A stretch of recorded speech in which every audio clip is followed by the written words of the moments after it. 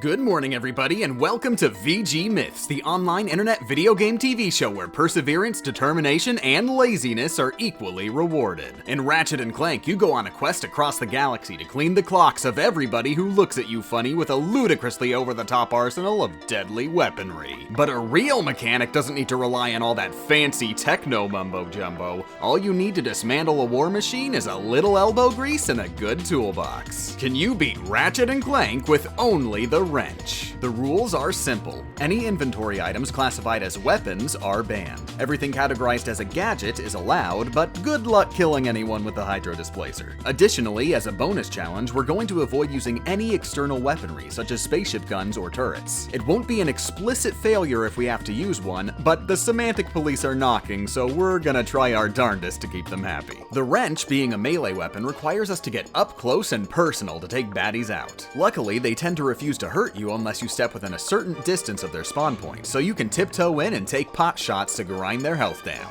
And when in doubt, book it. It's not actually required to murder anybody most of the time, it's just more convenient. If you've got a particularly deadly enemy in your way, it might be in your best interest to run straight past them. You're not expected to have much high-power weaponry in the early game though, so wrench only is a cakewalk for the first few worlds. Then we get to Planet Umbris. These bomb turrets run on a cycle, spitting bombs at you, stopping for a moment, then repeating. There's no reliable way to avoid a bomb fired at you if you're already within its range, and you can't hit them from outside the range with your wrench. But as painful as this situation looks and feels, there is a reliable strategy. Stand a bit to the side of the direction you plan on approaching from. When the turrets are about to stop spitting bombs, start moving towards them in an arc. The time it takes for them to redirect their aim gives you a little bit more wiggle room, and if timed absolutely perfectly, you'll take them out before they start spitting bombs again. Repeat several times in a row, tiptoe through the easy second half of the level, and you're home free. Just watch out for the boss. If you're not careful, he'll hit you with a special attack which may not hurt you physically, but it makes you lose all your ammo.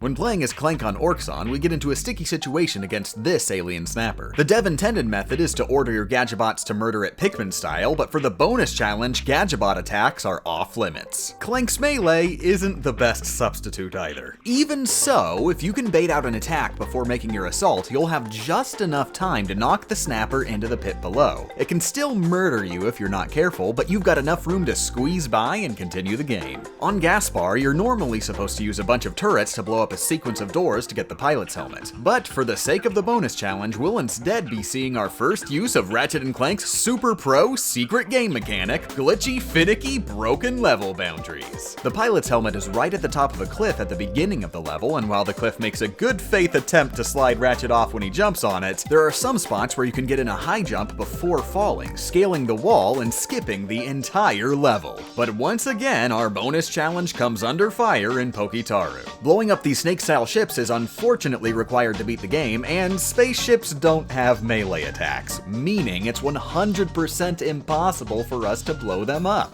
Luckily though, the game only cares that the snakes get blown up. It doesn't care who does the blowing. Enemy ships will occasionally strafe ahead firing at you, and bullets tend not to care how much you like the person they collide with. Place yourself between a firing ship and a snake, and they'll accidentally shoot it and complete your mission for you. The main mission in Hoven is to blow up this giant gunship, which is required to continue the game. And unfortunately, the dev-intended method of blowing up this ship is with a turret. Obviously, that's not gonna stop me. I spent a ton of time hanging out with this ship to figure out what we might be able to do.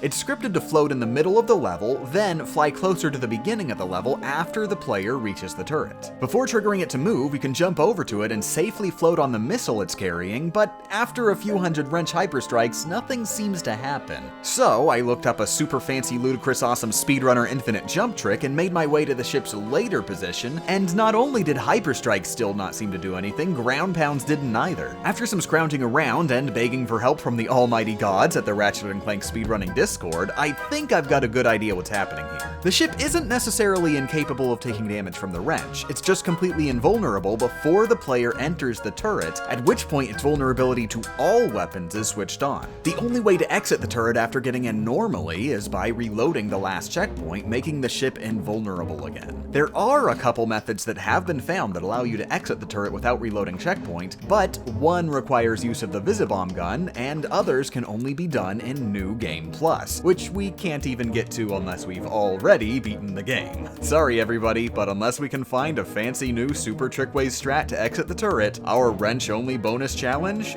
is mission failed. No time to mourn the bonus challenge though, the main challenge is in trouble too. The level gimmick in Gemlick Base is that we need to blow up generators to turn off electric barriers blocking the path. The first generator can be destroyed with ground pounds, but the next generator is totally out of our reach. We're gonna have to throw out all game design logic and resort to cheese. Using our tried and true finicky boundary climbing abilities, we jump over the second fence, then get on top of this building. Welcome to Out of Bounds. Jump across these beams, walk to the far side, and sneak in the gap in the fence. You'll magically be near the end of the level, past every electric barrier, letting you calmly murder your way to the end of the stage for the Captain Quark boss fight. Though the bonus challenge may be dead, I'm not interested in doing any overkill. We're killing Quark without firing a single shot. That said, I don't think there's any way to actually damage Quark, so we're gonna have to cheat. This is a skip that's surprisingly easy and a lot of casual players have found on their own. Do a completely normal maximum height mid-air boost over to the opposite runway where you'd normally spawn after finishing the boss fight. Walk in the right spot and you'll trigger a new checkpoint. Jump into the abyss, and the moment you respawn, the game will come to the conclusion that you must have just finished the boss fight, playing the post-boss cutscene. The path to get the Hollow Guys in Gadgetron HQ is a bit familiar, asking us to shoot a switch in the air to turn off another electric barrier. Well, I think this might potentially be possible to do with the wrench. The easier method is the same as last time. Head to the beginning of the grind rail section and follow the wall for some ledges to go out of bounds. Ratchet is capable of walking on certain land up here, which you can follow along to the end of the level. Drex Fleet is mostly a stealth minigame, save for this little detour. These turrets are laying down a barrage of bullets on the path forward, and normally you're expected to blow them up in a spaceship section. But why bother? The bullets only kill you if you get hit, so don't get hit, duh! The devs did their best to make the pathway untraversable, but their best wasn't good enough. With a very specific route, you can weave between the bullets and reach the end completely unscathed. There's just one roadblock left on your path to wrench supremacy. The final level, Velden. We are cranking the difficulty slider all the way to max and doing the ultimate wrench-only obstacle course. Every area here is littered with dozens of heavily armed mercenaries and tanks, but there's one strategy that will let us get the best of them. Run away like a little sissy baby! Getting through without taking damage is out of the question, but take the right route weaving between enemies and you should be able to tank enough hits to reach the next checkpoint. Also of note, enemies are polite and will pretend you don't exist while you're in a trespasser puzzle, plus trespasser puzzles are permanently completed even if you die after solving them, meaning you've still made progress even if you immediately croak. With about 1 ounce of skill and 15 pounds of luck, you'll make it to the final boss, Drex. The first phase is a cakewalk since we get to pilot Giant Clank, who dishes out deliciously technically rule-abiding giant robot mecha melee attacks. But once we're back in Ratchet's shoes, the real battle starts. Drex is a ludicrously long multi-phase boss fight who adds on a new attack to his arsenal with every phase, cycling between his available attacks at random and constantly running away from you at high speed. But luckily, one of his 2 starting attacks, the Shockwave Bomb, has him slow down just barely enough that we can reliably hit him. Stay on his tail, dodging everything he throws until the Shockwave Bombs show up, attacking him in the lulls between shockwaves. And remember, we're running on a limited supply of health, so do not get hit. Every bit of nanotech counts. You die, and you're repeating the entire hour-long fight. On the first 2 rocky platforms, it's most reliable to hit Drex with grounded swings, but on the 3rd platform, we'll need to switch to hyper strikes. It's super tight and finicky, and Ratchet will whiff if you aren't positioned at exactly the right angle, but keep at it, and Drex's health bar will slowly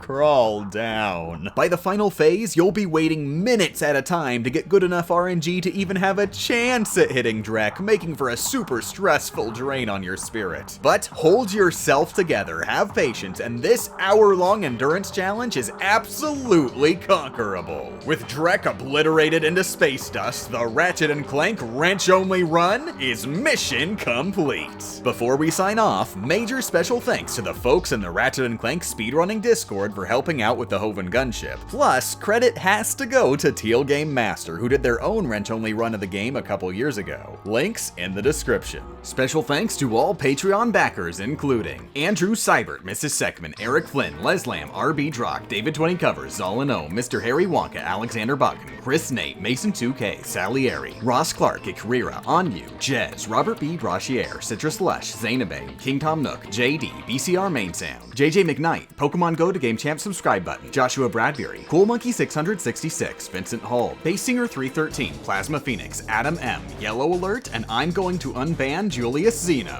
Let me know how much this video sucks and how I can improve in the comments below. Foo Fighters reference for watching, and get out of my house.